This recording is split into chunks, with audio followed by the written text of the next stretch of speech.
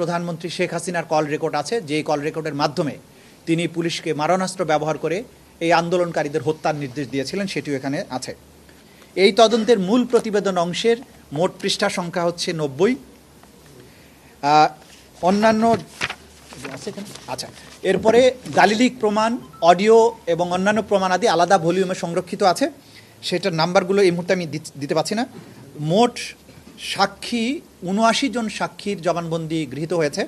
এখান থেকে আমরা যখন ফর্মাল চার্জ চিফ প্রসিকিউটর যখন ফর্মাল চার্জ দাখিল করবেন, তখন এখান থেকে আমরা হয়তো এর সংখ্যা কমানো হতে পারে। আমরা দেখব যে সবচেয়ে বেস্ট যারা আছে তাদেরকে হয়তো উপস্থাপন করা হবে। ভিডিও চিত্র ধারণ করে যেটা আমরা প্রমাণাদি পেয়েছি এবং সেগুলোকে এখন নিখুঁতভাবে পরীক্ষা নিরীক্ষার পরে যেটা পেয়েছি, 19টি ভিডিও এখানে আমরা জব্দ করেছি এবং সেটা এখানে প্রমাণ হিসেবে দাখিল করা হয়েছে।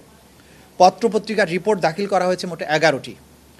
অডিও রেকর্ডিং দাখিল করা হয়েছে 2টি, তার মধ্যে প্রধানমন্ত্রী শেখ হাসিনার কল রেকর্ড আছে, যে কল রেকর্ডের মাধ্যমে তিনি পুলিশকে মারণাস্ত্র ব্যবহার করে এই আন্দোলনকারীদের হত্যার নির্দেশ দিয়েছিলেন, সেটিও এখানে আছে।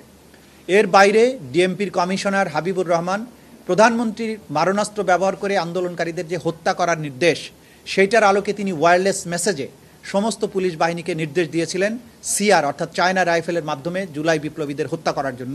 সেই অডিও রেকর্ডটিও এক্সামিন করে সেখানে প্রমাণ আকারে দাখিল করা হয়েছে। এটার পরবর্তী প্রক্রিয়া হচ্ছে এই চার্জশিটের ভিত্তিতে, প্রাপ্ত সাক্ষ্য প্রমাণের ভিত্তিতে, এটা চিফ প্রসিকিউটর বরাবরে তারা দাখিল করেছেন। এটার ভিত্তিতে এখন চিফ প্রসিকিউটরের অফিস ফর্মাল চার্জ অর্থাৎ আনুষ্ঠানিক অভিযোগ তৈরি করে আদালতে দাখিল করবেন। আমাদের পরবর্তী কয়েকদিন সময় লাগবে, সেই কয়েকদিনের মধ্যে ফর্মাল চার্জ দাখিল করে আনুষ্ঠানিকভাবে এইটা তখন আমরা কোর্টে দাখিল করব।